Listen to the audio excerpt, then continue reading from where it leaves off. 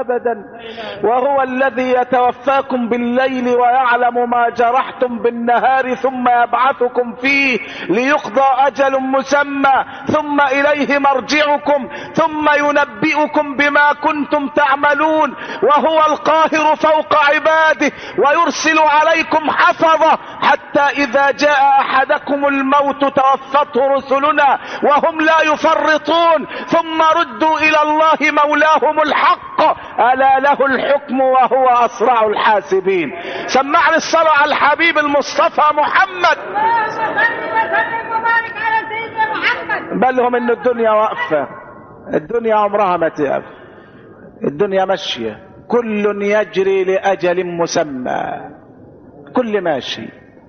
الراجل خد الفلوس عشان يشتري بها الأكل، البياع أول ما بص في الفلوس رأى عليها صورة الملك الظالم. الفلوس دي جيبها منين يا ابني؟ ده الفلوس دي نسمع عنها في الكتب، دي بقالها 309 سنة، انتم منين؟ وبلغ عنهم. وكان يوم أن استيقظوا كان هناك حاكم صالح موحد بالله، فلما أخبر بخبرهم خيرهم أن يختاروا ما يشاءون، فقالوا له بل نختار أن نلقى الله وهو راض عنا، وسألوا الله أن يقبضهم إليه فماتوا موحدين ليبعثوا يوم القيامة موحدين. طب يا رب ايه الحكمة من هذه القصة؟ قال لك وكذلك اعثرنا عليهم ليعلموا ان وعد الله حق وان الساعة لا ريب فيها. يعني اهل الكهف كانوا دليلا من الادلة القاطعة على ان البعث حق، ان الذي قدر ان ينيمهم 309 قادر على ان يحيي الموتى يوم القيامة، فده دليل من ادلة البعث. وبعد كده قال لسيدنا النبي صلى الله عليه وسلم ولا تقولن لشيء اني فاعل ذلك غدا الا ان يشاء الله. هذه الإجابة على السؤال الأول. الإجابة على السؤال الثاني ما تقول في ملك طاف الأرض مشرقا ومغربا؟ نزلت الآية ويسألونك عن ذي القرنين قل سأتلو عليكم منه ذكرا. ملك موحد بالله سمي ذا القرنين لأنه ملك ما بين قرني الشمس، ملك بلاد المشرق والمغرب، وآتاه الله من كل شيء سببا فأتبع سببا، اتبع الأسباب وصار في الأرض وبلغ مغرب الشمس وبلغ مشرق الشمس، بلغ بلاد المغرب وبلاد المشرق ووصل حتى بين السدين وأنقذ قوما ضعفاء من قوم مفسدين يسمون يأجوج ومأجوج. اللي يحب النبي سمعنا الصلاة عليه. قالوا يا ذا القرنين إن يأجوج ومأجوج مفسدون في الأرض.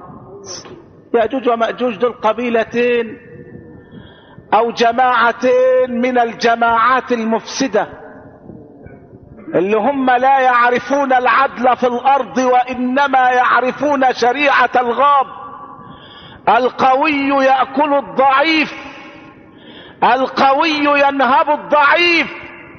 أم الضعفاء قالوا له يا ذا القرنين إن يأجوج ومأجوج مفسدون في الأرض فهل نجعل لك خرجا، ندي لك مبلغ من المال على أن تجعل بيننا وبينهم سدا، تسدنا بين السدين اللي هم الجبلين، تعمل لنا سد بين الجبلين عشان ما يقدروش يعدون، تحصن الحدود، تعمل لنا خط محصن ومتين، نديك قرشين. قال لهم ما مكنني فيه ربي خير، انا مش عايز فلوس، انا بشتغل لله، العمل اللي انا بعمله لله، وحد الله لا اله الا الله.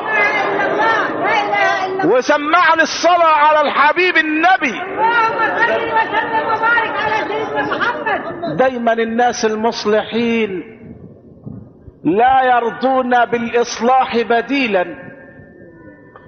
هل نجعل لك خرجا او خراجا مبلغا من المال ومقدارا من الذهب والفضة على ان تجعل بيننا وبينهم سدا؟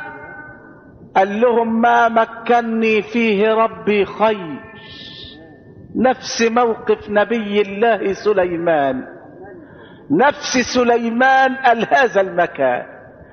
بلقيس قالت واني مرسلة اليهم بهدية فناظرة بما يرجع المرسلون. وبعتت له هدية ملوك، هدية فخمة محترمة. اول سليمان ما شاف الفلوس قال لهم اتمدونني بمال فما اتاني الله خير مما اتاكم بل انتم بهديتكم تفرحون. انا حركشي على كلمة التوحيد ده، انا بعتلك بقول لك الا تعلوا علي واتوني مسلمين. تبعتلي انت رشوة؟ لا اقبل الرشوة ابدا. برضو ذو القرنين الملك الموحد الصالح قال لهم ما مكنني فيه ربي خير فاعينوني بقوة اجعل بينكم وبينهم ردما. والردم اقوى من السد. الردم عمل هندسي اقوى من بناء السدود. اعينوني بقوة، هاتوا انفار تساعدني. وكان رجلا عالما في بناء السدود قبل ان يعرف العالم بناء السدود. اتوني زبر الحديد اي قطع الحديد، هاتوا قطع حديد. وبعدين حتى اذا ساوى بين الصدفين قال اتوني افرغ عليه قطرة. يرص الحديد ويصب على الحديد النحاس المذاب. القطر هو النحاس المذاب. فلما صنع السد بالحديد والنحاس وصهر الحديد بالنار فما استطاعوا ان يظهروه وما استطاعوا له نقبا. وبعدين سمعني الصلاة على النبي محمد. اللهم صل وسلم وبارك على سيدنا محمد. شوف صناعة السدود. اللهم صل على النبي. اتوني زبر الحديد اي قطع الحديد حتى اذا ساوى بين الصدفين اي بين الجبلين قال انفخوا حتى اذا جعله نارا قال اتوني افرغ عليه قطرا. لما الحديد ينصهر يصب هو النحاس يوم يكون معدن سبيك لا يقوى احد على نقبه. فما استطاعوا ان يظهروه وما استطاعوا له نقبا. لا قدروا يطلعوا فوقه ولا قدروا يعملوا نقب ويدخلوا من جواه. اظن قال لهم انا رجل شاطر، انا مهندس بارع، انا عالمي، انا فرافير العجيب. لا، قال هذا رحمة من ربي. الفضل كله بيد مين؟ بيد الله، بيد الله. ما قالش انا ابدا. الرجل الصالح ما يقولش انا فعلت، انما يسند الامر الى الله، انما يسند الامر الى الله وحده.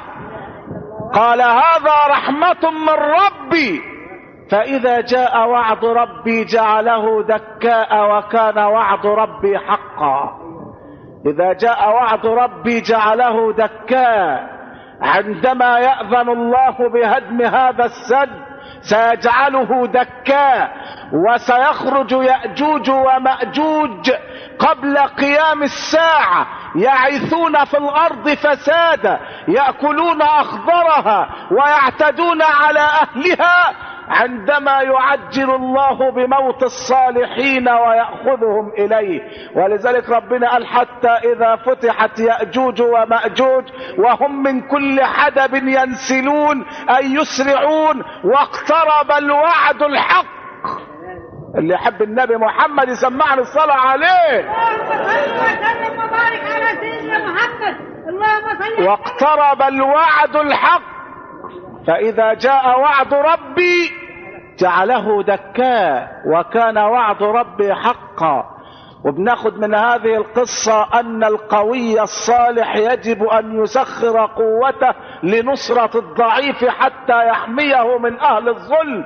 ولذلك قال سيدنا رسول الله صلى الله عليه وسلم: من حمى مؤمنا من منافق حمى الله لحمه من النار يوم القيامة.